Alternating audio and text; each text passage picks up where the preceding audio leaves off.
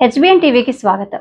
సోమవారం అనగా ములుగు జిల్లా కేంద్రంలోని మార్కెట్ కమిటీ కార్యాలయంలో మార్కెట్ సెక్రటరీ సోనియా ఆధ్వర్యంలో ములుగు జిల్లా రైస్ మిల్లర్ల అసోసియేషన్ సభ్యులతో సమావేశాన్ని ఏర్పాటు చేయగా ఆ సమావేశానికి ముఖ్య అతిథిగా Mulugu market committee chairman Rega Kalyani విచ్చేసి మిల్లర్లందరూ తమ ప్రాసెసింగ్ మరియు ట్రేడింగ్ లైసెన్సులు రెన్యువల్ చేసుకోవాలని సూచించారు.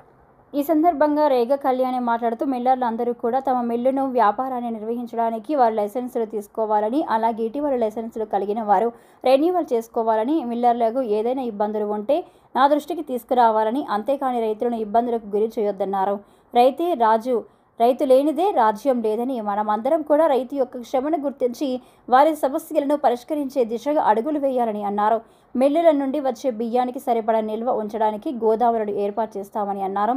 ఈ కార్యక్రమంలో మార్కెట్ కమిటీ వైస్ చైర్మన్ సేద సారంగం, గోవిందరావుపేట మండల సహకార సంఘ అధ్యక్షులు పన్నాల ఎల్లారెడ్డి, ములుగు జిల్లా రైస్ మిల్లర్ల అసోసియేషన్ సభ్యులు అందరూ పాల్గొన్నారు.